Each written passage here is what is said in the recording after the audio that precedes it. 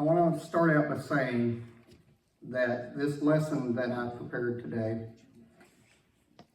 was by far one of the hardest lessons I've ever had to prepare.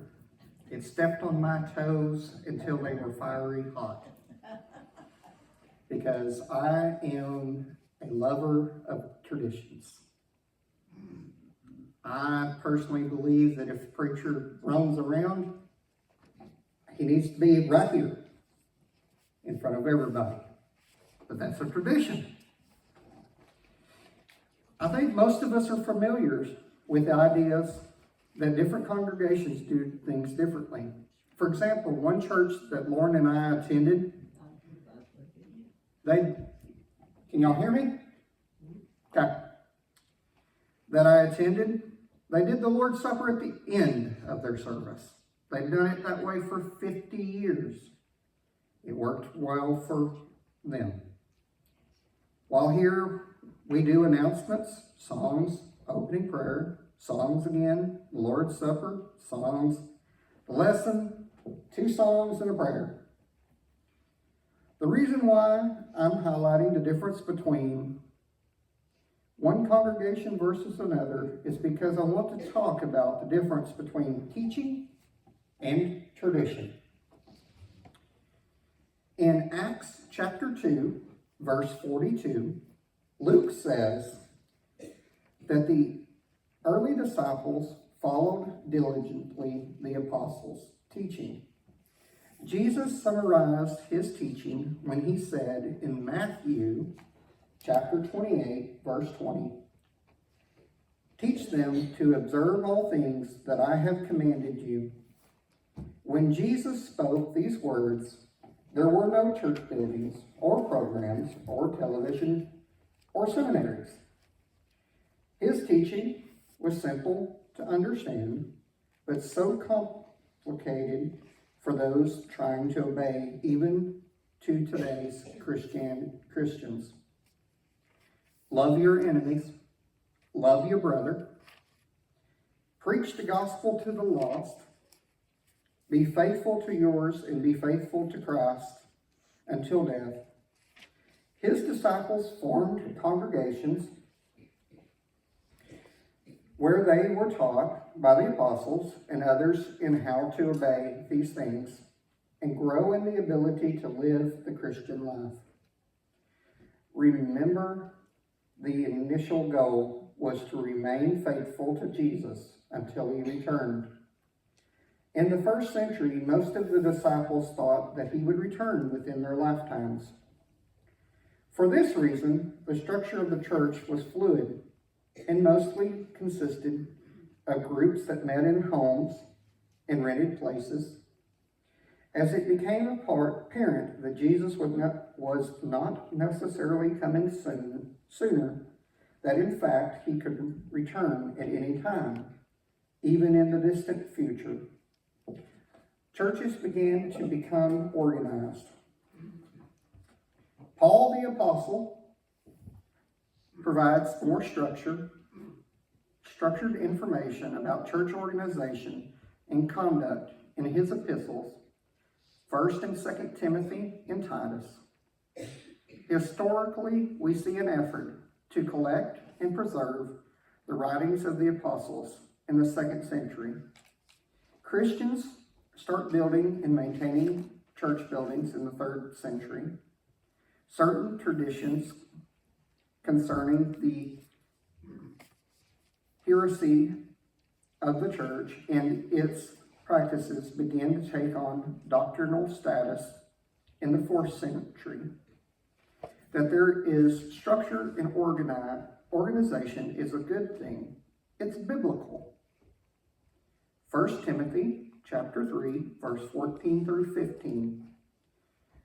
Verse 14, "These things I write to you, though I hope to come to you shortly. But if I am delayed, I write so that you may know how you ought to conduct yourselves in the house of God, which is the church of the living God, the pillar and ground of truth. What is not biblical is when we take our traditions, our ways of doing things, and elevate these religious habits or customs and make them equal to God's commands. This is what the Pharisees did and were condemned for in Mark chapter 7, verse 7. And in vain they worship me, teaching as doctrines the commandments of men. Casting the first stone. When Jesus faced the angry mob of men who wanted to stone a woman to death who was guilty of adultery, he said to them, "Let he who is without sin cast the first stone." And no one dared to do it because they realized they were all guilty of something. John chapter 8, verse 7. We are guilty of this sometimes.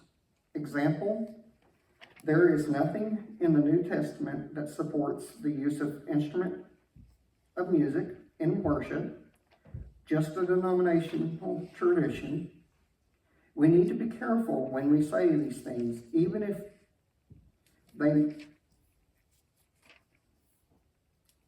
they may be true, because others cannot accuse us of the same type of thing. For example, Sunday evening services. Most of our fellow congregations have Sunday evening services, in addition to morning service. This is a tradition, not a biblical teaching. We have a Wednesday evening service, a great tradition, not a teaching of the Bible.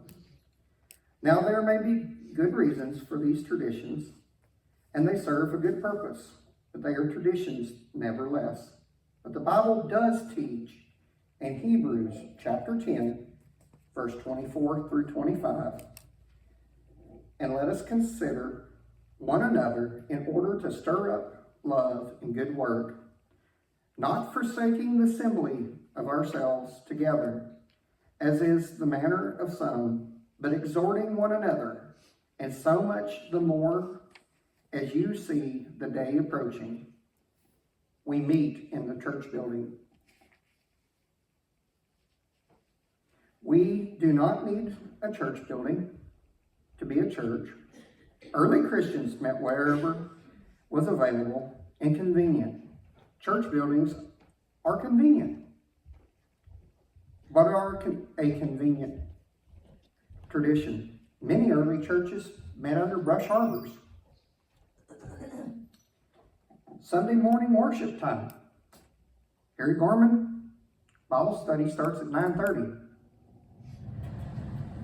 Early Christians, especially Gentile slaves, met on Sunday evenings because they had to work 7 days a week and could only meet when their work day was over. The teaching is to meet on the Lord's day. Acts chapter 20, verse 7.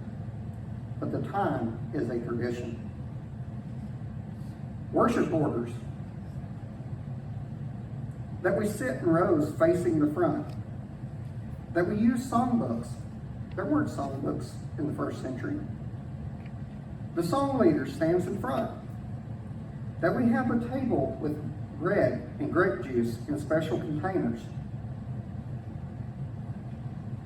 Plastic wasn't invented in the first century, nor was glass. Probably they partaking of the Lord's Supper in a cup that was made of pottery or clay.